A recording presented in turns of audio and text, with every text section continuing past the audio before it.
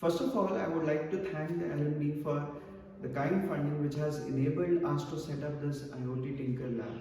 This lab will give facility to our BITSians so that they can actually kind of do a lot of IoT prototyping.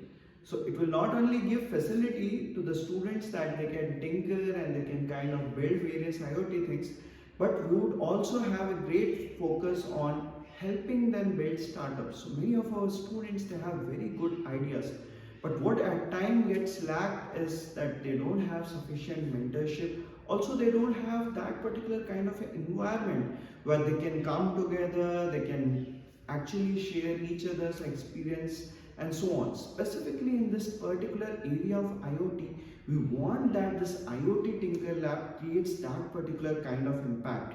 So the students, they come to the lab and they see an active kind of group of students who are working on IoT prototypes. They are kind of building products which are actually translating into startups, right? Also, we have actually very active collaboration with various Western universities. We have a lot of joint publications and all. Would also like that students, as a result of their prototype products, they can kind of translate that into very good publications which may help them for their masters kind of admissions and so on. So we have been working really very hard to kind of get that particular kind of involvement from the students. In fact, we just made our IoT and blockchain club where, right, the students and all of us came together and we made a formal club in BITS.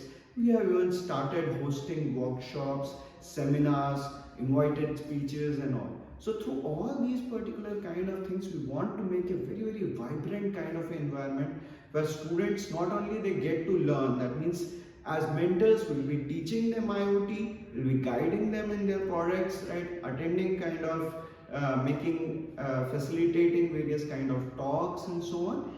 And then also we are in the process of kind of setting up this lab with state of the art equipment. So various NVIDIA Jetson board, various kind of sensors, LIDARs and all these kind of things.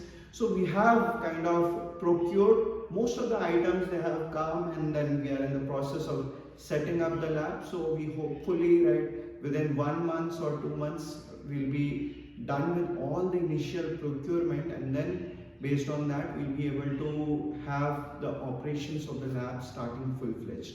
So I would again like to thank the alumni for the kind funding, and here are a few kind of visualizations of our lab. Thank you very much.